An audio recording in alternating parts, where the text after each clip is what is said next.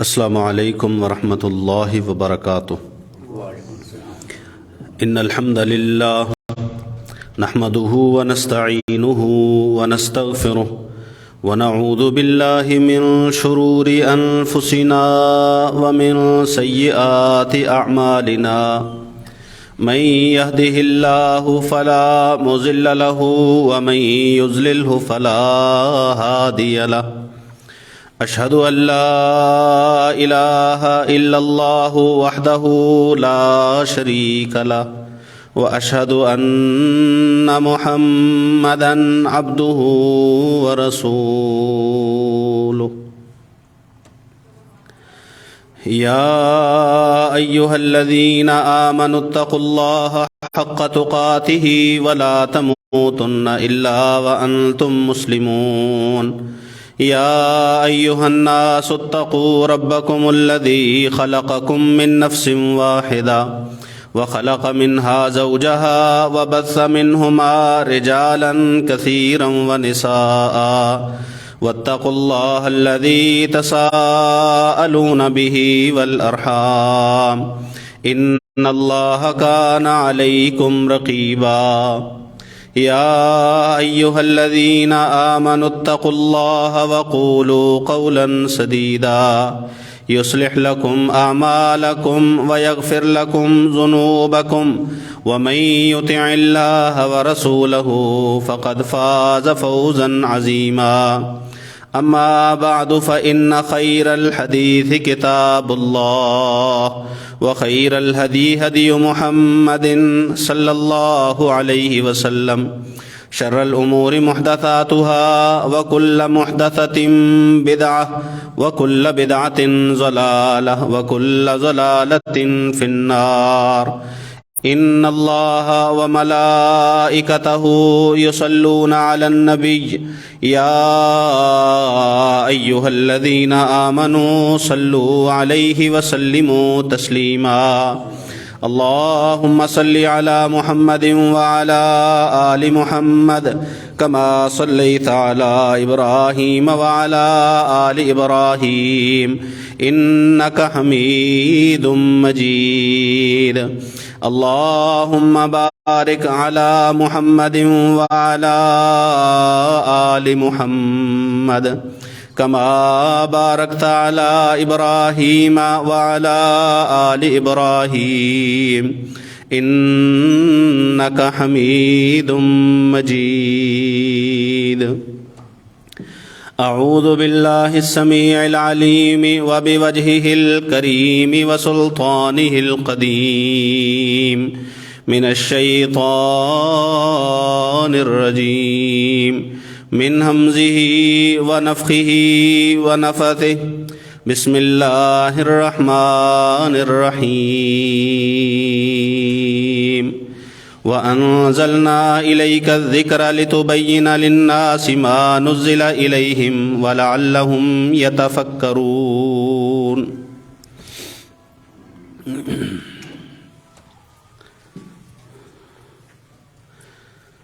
ہم نے گزشتہ چند خطبات سے جو بات شروع کر رکھی ہے رسول اللہ صلی اللہ علیہ وسلم کی سنت اور طریقے کے بارے میں، ہم اسی بات کو چند ایک اور مثالوں سے سمجھنے کی کوشش کریں گے انشاءاللہ۔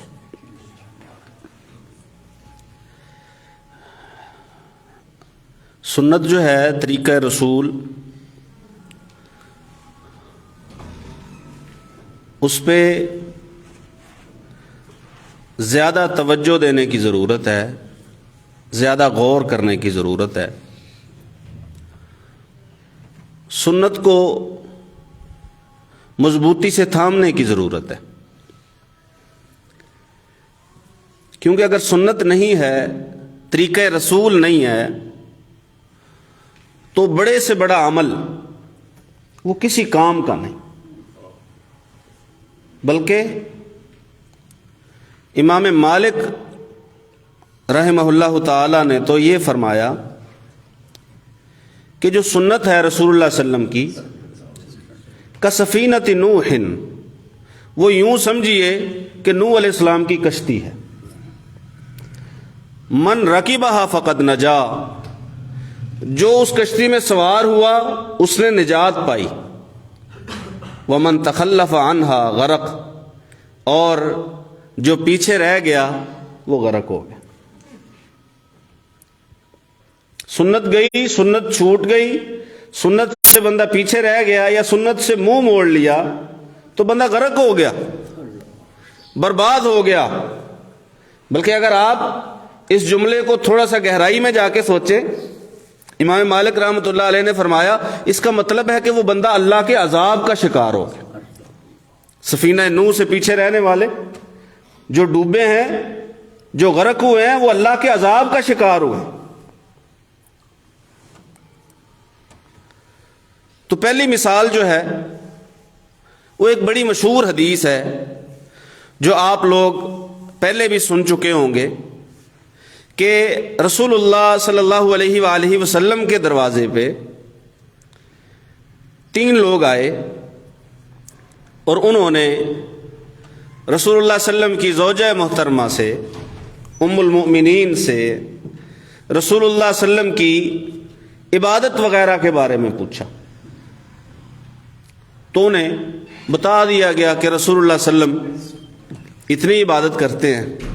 तो उन तीनों ने आपस में बात की, वहीं पे खड़े हैं रसूलुल्लाह सल्लम के दरवाजे पे, आपस में बात की कि अल्लाह के पैगंबर तो वो हैं जिनके ज़िम्मे गुनाह हैं ही नहीं, अगर होते भी तो अल्लाह ताला माफ़ कर देता।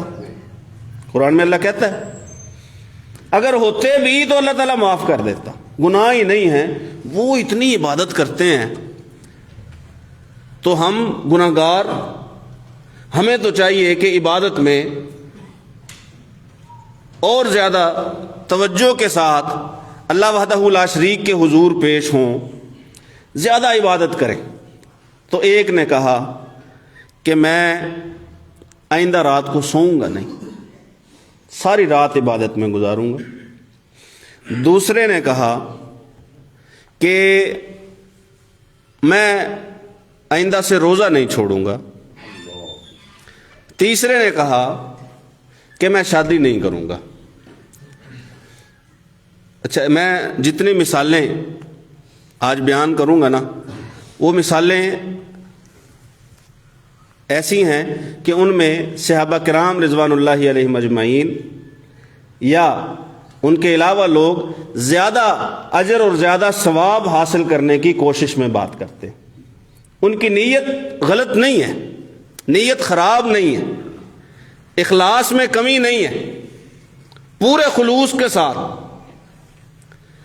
चाहते ये हैं कि हम अजर और सवाब ज़्यादा हासिल करें या अल्लाह का कुर्ब हम हासिल करें। सारी मिसालें वो होंगी। तो इन तीनों ने भी इबादत के लिए कि अब अल्लाह की इबादत मैंने करनी है। एक ने तो कहा मैंने अपने आप को वक्फ कर दिया, निकाह नहीं करूंगा। इसमें एक नुक्ता है इस हदीस में कि 2 लोग ऐसे हैं जिन्होंने इजाफा करना चाहा। एक वो जिसने कहा सारी रात नमाज पढ़ूंगा, सोऊंगा नहीं, और एक वो जिसने कहा मैं रोज़ा ही रखूंगा, रोज़ा छोड़ूंगा नहीं। इन 2 लोगों ने ज्यादा करने की, इजाफा करने की बात की, और एक वो है जिसने कमी की, उसने कहा मैं निकाह नहीं करूंगा। ये कमी है। अब ये तो चले गए बात करके, रसूलुल्लाह सल्लम तशरीफ लाए, रसूलुल्लाह सल्लम को बतला दिया गया। 3 लोग आए थे, उन तीनों ने ये बातें जो हैं वो की थी और वो चले गए। रसूलुल्लाह सल्लम ने उन्हें बुलवाया। यह बाज़ रिवायात में है कि रसूलुल्लाह सल्लम ने पूछा किधर को गए हैं। रसूलुल्लाह सल्लम उधर कोई चल पड़े, उन्हें पा लिया और पूछा तुम हो वो लोग जिन्होंने ये बातें की हैं? उन्होंने कहा हाँ जी हम ही हैं जिन्होंने ये बातें की हैं। उसको कहा जिसने कहा था रात को सोऊंगा नहीं। रसूलुल्लाह सल्लल्लाहु अलैहि वसल्लम ने फरमाया मैं इबादत भी करता हूं और सोता भी, इबादत भी करता हूं और सोता भी हूं। रोजा रखने वाले को कहा मैं रोजे रखता भी हूं, रोजे छोड़ता भी हूं। تیسرے کو کہا جس نے کہا تھا میں نکاح نہیں کروں گا، کہا میں نے عورتوں سے شادیاں بھی کر رکھی ہیں۔ جو حدیث کا آخری جملہ ہے نا وہ قابل توجہ ہے۔ رسول اللہ صلی اللہ علیہ وسلم نے فرمایا فمن رغب عن سنتی فلیس منی، میرا طریقہ یہ ہے جو میں نے بیان کر دیا، اور ساتھ ہی رسول اللہ صلی اللہ علیہ وسلم نے فرمایا کہ سب سے زیادہ اللہ سے ڈرنے والا میں ہوں، سب سے بڑا متقی میں ہوں، اور حقیقت ہے اللہ کے سب سے زیادہ قریب، سب سے زیادہ متقی، اللہ سے سب سے زیادہ ڈرنے والے محمد الرسول اللہ صلی اللہ علیہ وآلہ وسلم ہے۔ فرمایا میں ہوں سب سے بڑا متقی، میں ہوں سب سے زیادہ اللہ سے ڈرنے والا، میں نماز پڑھتا ہوں، سوتا ہوں، روزے رکھتا ہوں، چھوڑتا ہوں، شادیاں بھی کر رکھی ہیں، اور فرمایا جس نے میرے طریقے سے منہ موڑا اس کا میرے ساتھ کوئی تعلق نہیں۔ یہ طریقہ محمد ہے، رات کو سونا بھی ہے، عبادت بھی کرنی ہے۔ ایک خاتون سے رسول اللہ صلی اللہ علیہ وآلہ وسلم نے اپنے صحابی کے بارے میں پوچھا کہ وہ خاوند تھے اس خاتون کے، کہ کیسا بندہ ہے، کیسا بندہ ہے؟ اس نے کہا بڑا اچھا بندہ ہے، رات عبادت میں گزار دیتا ہے، دن روزے میں گزار دیتا ہے، رات عبادت میں، دن روزے میں۔ ہم تو ایسے بندے کو کہیں گے کہ بڑا پہنچا ہوا بندہ ہے، بڑا نیک بندہ ہے۔ رسول اللہ صلی اللہ علیہ وسلم نے بلوا لیا، ادھر آؤ، بات سنو، تیرے جسم کا تجھ پہ حق ہے، تیری آنکھ کا تجھ پہ حق ہے، تیرے مہمان کا تجھ پہ حق ہے، تیری بیوی کا تجھ پہ حق ہے۔ اکیلی عبادتیں، اکیلی ریاضتیں، اکیلے قیام، اکیلے روزے، حقوق کا خیال نہیں ہے، ایسی عبادت نہ رسول اللہ صلی اللہ علیہ وسلم کو قبول ہے، نہ اللہ تعالیٰ قبول کریں گے۔ واضح کر دیا، واضح کر دیا کہ یہ ہے میرا طریقہ۔ اب بری بات تو نہیں روزے رکھنے میں، بلکہ ایسے بندے کے بارے میں جو بندہ روزہ چھوڑتا ہی نہیں ہے، رسول اللہ صلی اللہ علیہ وسلم نے فرمایا اس بندے کا ایک بھی روزہ نہیں ہے، جو روزہ چھوڑتا ہی نہیں، مسلسل رکھے جاتا ہے، سوائے رمضان کے رسول اللہ صلی اللہ علیہ وسلم نے کبھی بھی پورے مہینے کے روزے نہیں رکھے۔ سوموار جمعرات کا رکھتے یا چاند کی 13، 14، 15 کا رکھتے، اور صحابی آگے ایک رسول اللہ صلی اللہ علیہ وسلم کے پاس، ان سے بھی رسول اللہ صلی اللہ علیہ وسلم نے روزوں کا پوچھا، ان کی بھی روٹین تھی روزے رکھنے کی، تو رسول اللہ صلی اللہ علیہ وسلم نے فرمایا کہ تو ایسا کر، مہینے میں 3 روزے رکھ لیا کر، 13، 14 اور 15۔ چاند کی 13، 14، 15 تاریخیں ایام بیز انہیں کہتے ہیں۔ اس نے کہا جی میں اس سے زیادہ طاقت رکھتا ہوں۔ رسول اللہ صلی اللہ علیہ وسلم نے فرمایا اچھا پھر ہفتے میں 2 رکھ لیا کر، مہینے کے 8 ہو جائیں گے، سوموار اور جمعرات کا رکھ لیا۔ اس نے کہا جی میں اس سے زیادہ طاقت رکھتا ہوں۔ تو رسول اللہ صلی اللہ علیہ وسلم نے فرمایا پھر ایسا کرو 1 دن رکھ لو، 1 دن چھوڑ دو۔ انہوں نے پھر کہا میں طاقت سے، فرمایا اس سے زیادہ کی اجازت نہیں ہے۔ وہ صحابی جب بوڑھے ہوئے نا تو خود کہتے ہیں کہ یہ جو میں نے رسول اللہ صلی اللہ علیہ وسلم سے بات کی تھی، رسول اللہ صلی اللہ علیہ وسلم نے بالکل درست بات کی تھی، کاش میں آپ صلی اللہ علیہ وسلم کی بات کو مان لیتا، 3 روزوں والی کو یا 8 روزوں والی کو۔ مسلسل روزے نہیں رکھنے، یہ طریقہ رسول ہے، اور رسول اللہ صلی اللہ علیہ وسلم نے بتایا ہے جو مسلسل روزے رکھتے ہیں اس کے کوئی روزے نہیں ہیں۔ نماز پڑھنا، روزے رکھنا، اپنے آپ کو اللہ کی عبادت کے لیے وقف کر دینا بڑی بات ہے، بڑی بات ہے، لیکن بات وہی جو شروع میں کی ہے۔ اگر طریقہ رسول نہیں ہے، رات کو قیام کرنے والا، دن کو روزہ رکھنے والا، اللہ کی عبادت کے لیے الگ تھلگ ہونے والا، گھر سے علاقے سے نکل جانے والا، اگر طریقہ رسول نہیں ہے تو قبول، طریقہ رسول نہیں تو قبول نہیں ہے۔ آئیے ہم نے ابتدا میں امام مالک کی بات کی. امام مالک رحمۃ اللہ علیہ، امام مدینہ، امام مسجد نبوی. مسجد نبوی میں بیٹھے، ایک بندہ آ گیا، آگے کہنے لگا کہ میں کہاں سے احرام باندھوں؟ حج یا عمرے کے لیے جانے والا تھا، میں احرام کہاں سے باندھوں؟ امام مالک نے فرمایا ذل حلیفہ سے، جو بیر علی ہے یا ابیار علی، جو مدینہ سے نکلتے ہوئے میقات ہے جہاں پہ احرام باندھا جاتا ہے. مدینہ سے باہر نکل، جیسے ہی باہر نکلیں، یہ مسجد نبوی سے 8-10 میل کا سفر ہے. ذل حلیفہ سے احرام باندھو. اس نے کہا کہ میرا ارادہ یہ ہے کہ میں مسجد نبوی سے احرام باندھوں. میرا کیا ارادہ ہے؟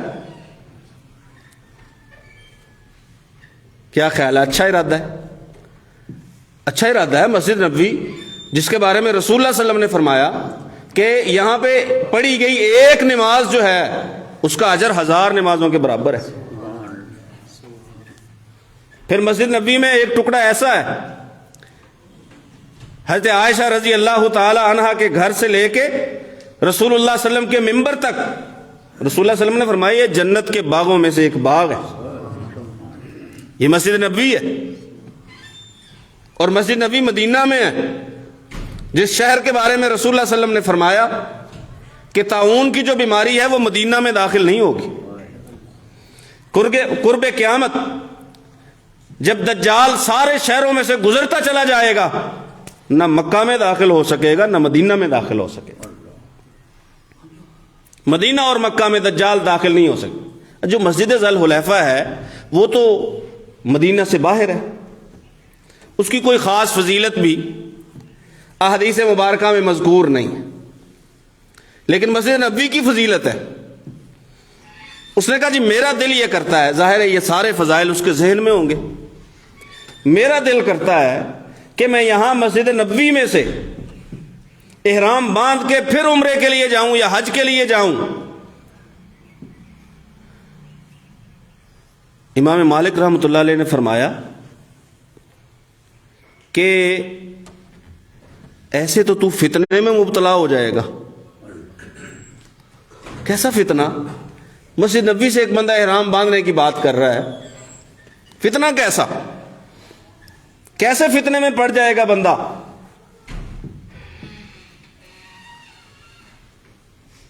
فرمایا فتنہ یہ ہے کہ تیرے ذہن میں یہ خیال ہے کہ میں یہاں سے باندھوں، جبکہ رسول اللہ صلی اللہ علیہ وسلم نے ذل حلیفہ سے احرام باندھا ہے. فتنہ یہ ہے کہ تو وہ نیکی حاصل کرنا چاہتا ہے تیرے خیال میں جس سے رسول اللہ صلی اللہ علیہ وسلم محروم رہ گئے. وہ نیکی حاصل کرنا چاہتا ہے جس سے رسول اللہ صلی اللہ علیہ وسلم تیرے خیال کے مطابق، تیرے ارادہ عمل کے مطابق جس سے رسول اللہ صلی اللہ علیہ وسلم محروم رہ گئے. ہے کوئی ایسی نیکی جس سے رسول اللہ صلی اللہ علیہ وسلم محروم رہے ہو؟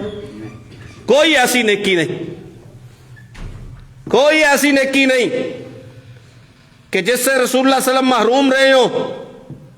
لہذا اللہ کے پیغمبر سے آگے نکلنے کی بات یا وہ کام کرنا جو کام رسول اللہ صلی اللہ علیہ وسلم سے ثابت نہ ہو، جو کام رسول اللہ صلی اللہ علیہ وسلم نے کیا نہ ہو، جس کام کا رسول اللہ صلی اللہ علیہ وسلم نے کہا نہ ہو، وہ کام کرنا وہ قبول نہیں ہے. شریعت کیا ہے؟ امام مالک شریعت سمجھاتے ہیں کہ نہیں، جب سنت یہ ہے کہ 10 میل 8 میل 10 میل مدینے سے باہر نکل کے ذل حلیفہ سے احرام باندھنا ہے تو سنت وہی ہے، ثواب وہی ہے جو رسول اللہ صلی اللہ علیہ وسلم نے کیا. مسجد نبوی کی فضیلت اپنی جگہ، مسجد نبوی کی شان اپنی جگہ، شہر مدینہ کی عظمت و مقام اپنی جگہ، لیکن احرام باندھنا کہاں سے افضل ہے؟ ذل حلیفہ سے. ثواب یہ ہے. زیادہ ثواب کس بات کا ہے کہ احرام باندھا جائے. ہمارے بہت سارے لوگ یہاں سے گئے ہوئے، بہت سارے لوگ مدینہ میں قیام کے بعد مکہ واپسی پہ چاہتے ہیں کہ ہم مسجد نبوی سے احرام باندھیں. وہ ذہن میں رکھیں، یہ فتویٰ امام مالک کا ہے. کہ اگر بند ہو گئے تو فتنے میں مبتلا ہو جاؤ گے۔ آگے چلیے، ایک اور مثال ہے، یہ حضرت ابو درداء رضی اللہ تعالیٰ عنہ صحابی رسول ہیں، بلکہ رسول اللہ صلی اللہ علیہ وسلم سے اگر کسی حدیث کو روایت کرتے ہیں تو کہتے ہیں اوصانی خلیلی، مجھے میرے محبوب دوست نے اس بات کی تاکید کی، اس بات کی وصیت کی۔ یہ ان کا طریقہ ہے رسول اللہ صلی اللہ علیہ وسلم سے حدیث بیان کرنے کا۔ رسول اللہ صلی اللہ علیہ وسلم کی جو بات سنتے آگے بیان کرتے تو کیا کہتے؟ اوصانی خلیلی، میرے محبوب دوست یعنی محمد صلی اللہ علیہ وآلہ وسلم نے مجھے تاکید فرمائی، مجھے وصیت فرمائی ہے۔ یہ ابو درداء ہیں رضی اللہ تعالی عنہ،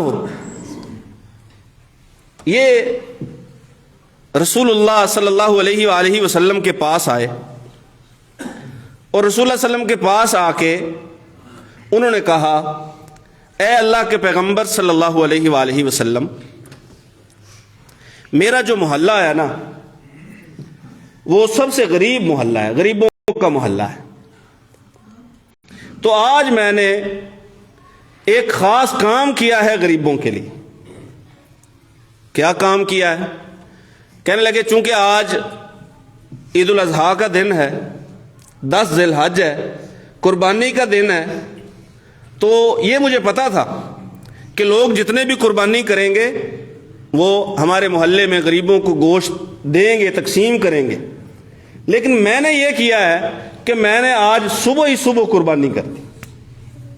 میں نے کیا کیا؟ میں نے صبح سویرے قربانی کر دی، نماز سے پہلے، عید کی نماز سے پہلے قربانی کر دی۔ کس لیے؟ کہ باقیوں کا گوشت تو لیٹ آئے گا، ابو درداء رضی اللہ تعالی عنہ کا گوشت جو ہے وہ سب سے پہلے غریبوں تک پہنچے۔ نیت دیکھ لے، نیت میں کوئی شبہ نہیں، خلوص دیکھ لے، خلوص میں کوئی فتور نہیں ہے، بالکل مخلص ہو کے غریبوں کی اعانت کے لیے، مدد کے لیے ایک اپنا خیال ہے۔ کس کا خیال ہے؟ صحابی رسول کا خیال ہے۔ یہاں تو لوگ اپنے خیالوں کو، اپنے خوابوں کو دین بنا دیتے ہیں۔ یہ صحابی رسول کا خیال ہے کہ میں نے یہ کام اس لیے کیا ہے کہ غریبوں تک بالکل وقت پہ یا وقت سے پہلے گوشت پہنچ جائے، ان کی ہنڈیا چولہے پہ چڑھ جائے۔ یہ صحابی رسول کا خیال ہے۔ اور یاد رکھیے، خیال چاہے صحابی کا ہو، چاہے اس کا ہو جو حدیث بیان کرتے ہوئے کہتے ہیں کہ میرے جگری دوست نے مجھے یہ بات کہی ہے، بتائی ہے، چاہے خیال اس کا ہو، دین بن سکتا؟ دین نہیں بن سکتا۔ نہ ہی رسول اللہ صلی اللہ علیہ وسلم نے ان کے اس خلوص کو سراہا ہے، تعریف نہیں فرمائی،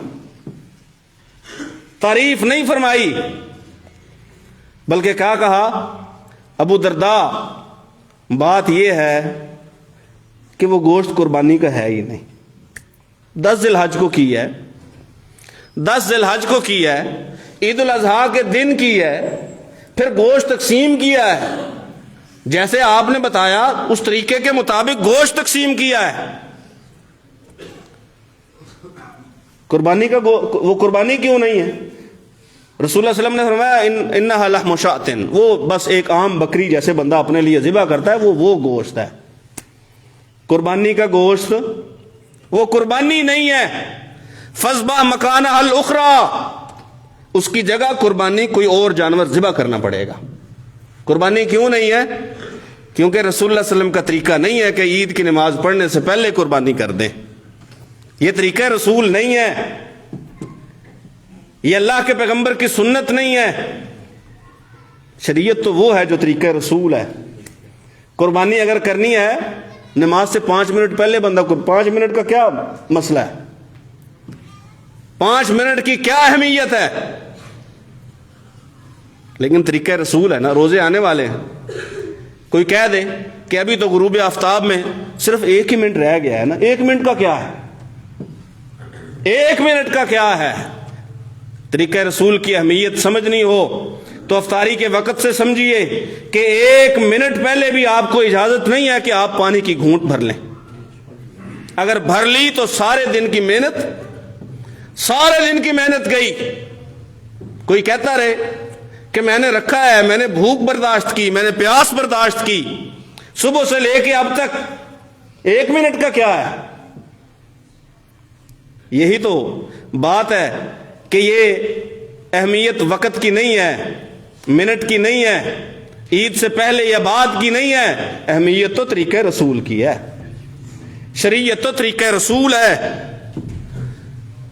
فرمایا رسول اللہ صلی اللہ علیہ وسلم نے, ٹھیک ہے تیرا خیال اپنی جگہ, تیرے جذبات اپنی جگہ, غریبوں کی ہمدردی اپنی جگہ, لیکن تیری قربانی ہوئی, تیری قربانی نہیں ہوئی.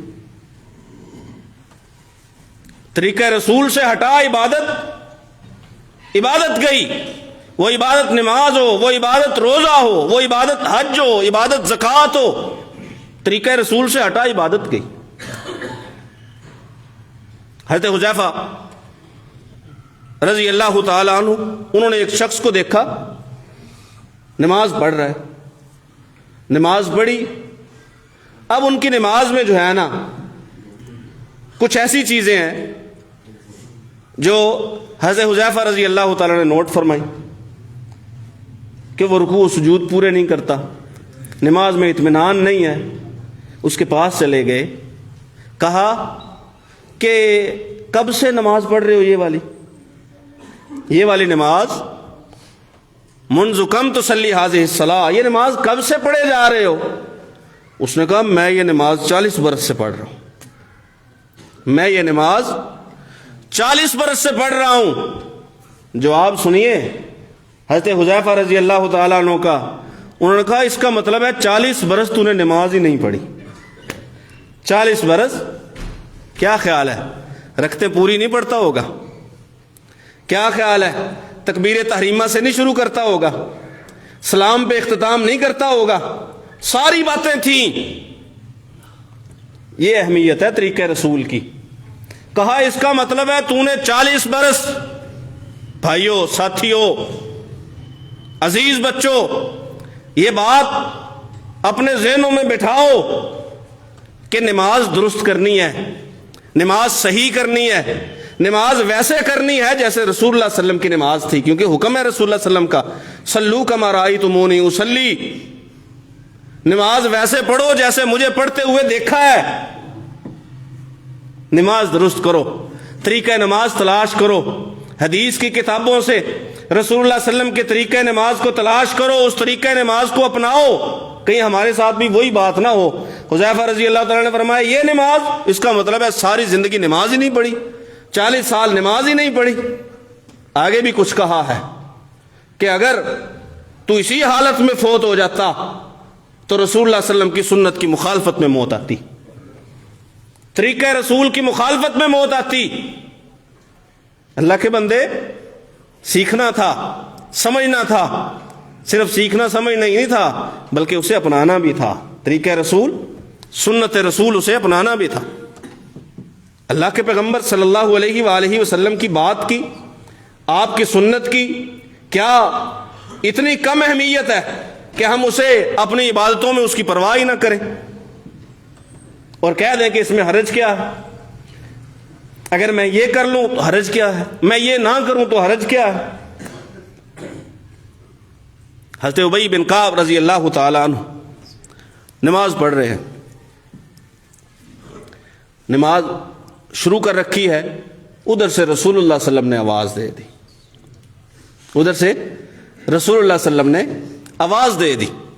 انہوں نے نماز نیت باندھی ہوئی, نماز ادا کر رہے, کہتے ہیں میں سوچ میں پڑ گیا نماز مکمل کروں یا رسول اللہ صلی اللہ علیہ وسلم کی بات کی طرف جاؤں. تو کہتے ہیں میں نے جتنا ہو سکتا تھا نا نماز کو ہلکا کیا اور میں رسول اللہ صلی اللہ علیہ وسلم کے پاس جا حاضر ہوا. رسول اللہ صلی اللہ علیہ وسلم نے فرمایا ابی میں نے آواز دی تھی تو کیوں نہیں آیا, اس وقت کیوں نہیں آیا جب میں نے آواز دی تھی. کہنے لگے اللہ کے پیغمبر میں نماز میں تھا, میں نماز میں تھا. رسول اللہ صلی اللہ علیہ وسلم نے فرمایا ابی رضی اللہ عنہ, میں بتا چکا ہوں پیچھے ایک آدھ جمعہ پہلے کہ قرآن کے سب سے بڑے قاری تھے, صحابہ میں قرآن کے سب سے بڑے قاری ابی ابن کعب رضی اللہ تعالیٰ عنہ، رسول اللہ صلی اللہ علیہ وسلم نے فرمایا کیا قرآن کی آیت نہیں پڑھی یا ایھا الذین آمنوا استجیبوا للہ وللرسول اذا دعاکم، کیا ایمان والو اللہ اور اس کا رسول جب آواز دے دے تو اسی وقت ان کی آواز پہ لبیک کہو۔ ٹھیک ہے عبادت جاری ہے، ٹھیک ہے بندہ نماز پڑھ رہا ہے، لیکن جب حکم رسول آ گیا، آواز آ گئی، تو پھر نماز جذبہ اپنی جگہ کہ میں نے نماز مکمل کرنی ہے، میں نماز کو ادھورا نہ چھوڑوں۔ لیکن رسول اللہ صلی اللہ علیہ وسلم نے فرمایا قرآن کی آیت پڑھ کے دلیل دی کہ نہیں بھائی اگر آواز رسول اللہ کی ہے تو نماز توڑ دو۔ یہ اہمیت ہے رسول اللہ صلی اللہ علیہ وسلم کی بات کی، یہ اہمیت ہے۔ بہت سارے میرے بھائی اور دوست مسجد میں آ کے سنتیں اور نوافل پڑھتے ہیں فرضوں سے پہلے والے، اچھا فرض کھڑے ہو جاتے ہیں ان کی سنتیں جاری و ساری، جبکہ رسول اللہ صلی اللہ علیہ وسلم نے کیا فرمایا؟ اذا اقیمت الصلاۃ فلا صلاۃ الا المکتوبہ، جب نماز کی اقامت کہہ دی جائے تو سوائے فرض نماز کے کوئی نماز ہوتی، کوئی نماز نہیں ہوتی۔ اتنی فجر میں نمازیوں کی تعداد نہیں ہوتی جتنے پیچھے سنتے پڑھنے والے ہوتے، جتنے سنتیں پڑھنے والے۔ سنو صحیح مسلم میں جا کے دیکھ لو، فتویٰ رسول اللہ صلی اللہ علیہ وسلم کا ہے، اگر اقامت ہو گئی، ایک حدیث کے لفظ ہیں کہ صرف فرض نماز ہوگی، جب اقامت ہوگی تو فرض نماز کے علاوہ کوئی نماز نہیں۔ ایک حدیث کے لفظ ہیں وہ بھی صحیح مسلم میں ہی ہیں، ساتھ ساتھ ہی ہیں۔ تو اگر اقامت ہو گئی تو جس کی اقامت ہوئی ہے اس نماز کے علاوہ کوئی نماز نہیں ہوتی، کوئی نماز نہیں ہوتی۔ کوئی کہتا جی میرا صرف تشہد رہ گیا تھا، میں بالکل آخر میں تھا، یہ حکم رسول ہے۔ اس کی اہمیت یہ ہے کہ جیسے ہی آواز آئی ہے جہاں نماز ہے وہیں پہ نماز ختم ہے، چاہے آپ پوری بھی کر لیں، وہ پوری ہوئی وہ ادھوری ہے، کیونکہ اقامت کے بعد اقامت کی آواز آئی نماز ختم ہو۔ انشاءاللہ ایسی ہی مثالیں وہ جاری رہیں گی۔ اللہ سے دعا ہے اللہ سن سمجھ کر عمل کی توفیق نصیب فرمائے۔ وما علیہ